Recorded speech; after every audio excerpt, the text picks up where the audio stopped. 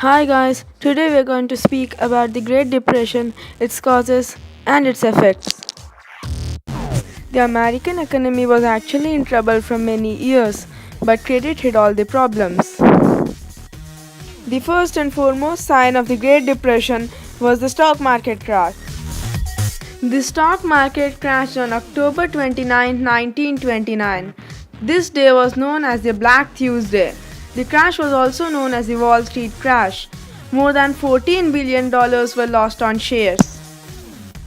The main effect of the stock market crash was the foreclosures of banks. The Great Depression also affected the rural areas. For example, the farmers could not sell their excess food because the people could not buy more food as they were very poor. The Dust Bowl was a series of dust storms caused by soil erosion in the Texan region. The main causes of the Dust Bowl were farmers. Farmers plowed their fields and left them open until winter. In this time, the wind eroded the topsoil.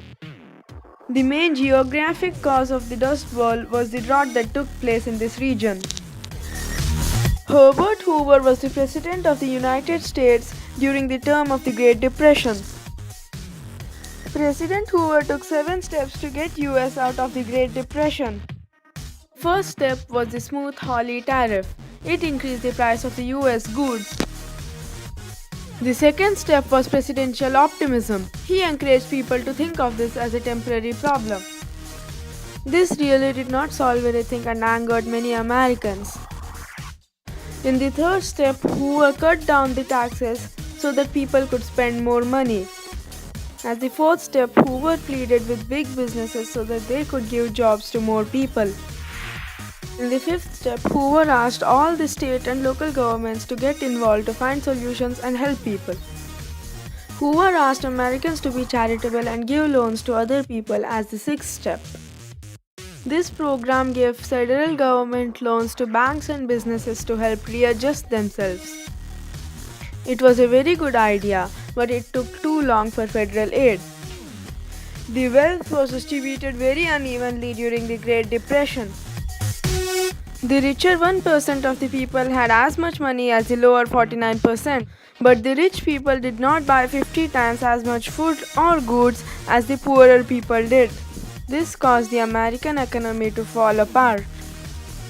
After this, FDR came along and introduced the New Deal to the US.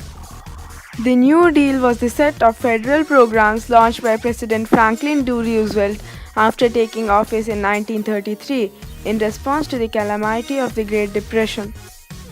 The New Deal stabilized banks, created more jobs, built thousands of highways, and improved the life of every person in the US. There were a large number of people who opposed the New Deal.